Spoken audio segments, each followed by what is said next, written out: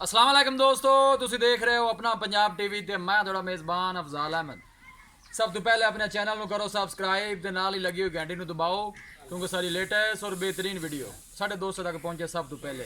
लो जी दोस्तों, अजय से अपना पंजाब टीवी ते एक वैड सेल की है। साढ़े बहुत ही अच्छे सबसक्राइबर ने बशीर भाई अमेरिका तो उन्होंने जनाब वैड खरीदी है। वैड की लदाई कराने लगे हैं पाकिस्तान में जनाब सैयद वाले जा रही है फैसलाबाद के नाल।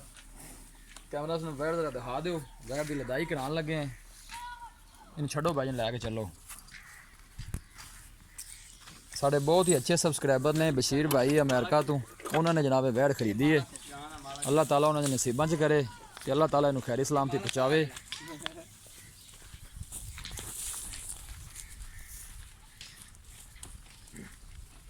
पाकिस्तान में जनाब सैयद वाले जा रही है।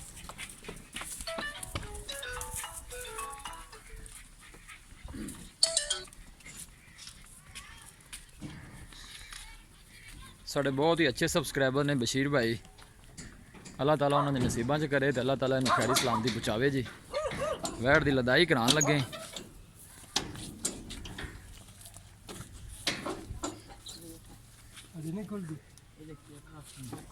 थले पासे। माशाल्लाह बड़ा ही खूबसूरत जानवर है जी। इंशाल्लाह दोस्तों की खातर इस तरह ही जनाब मेहनत करते रहेंगे।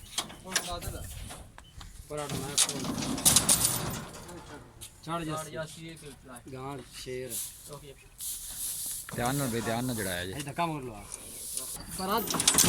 लो जी वैड की लदाई करा दी थी। ब्रेक छक लेना मैं चालू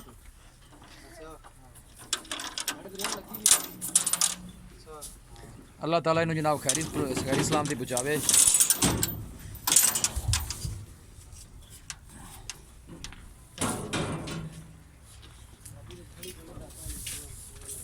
लदाई हो गई, थले पराली शराली पा दी है।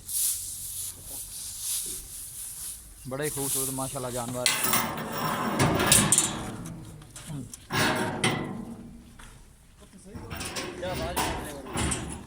यह गड्डी का नंबर है जी। इंशाल्लाह दोस्तों की खातर इस तरह ही जनाब मेहनत करते रहेंगे। वीडियो पसंद आवे लाइक ते शेयर जरूर करना है। मिलांगे एक अच्छी और लाजवाब वीडियो के नाल। अपने मेज़बान अफजाल अहमद ने दो इजाज़त। अल्लाह।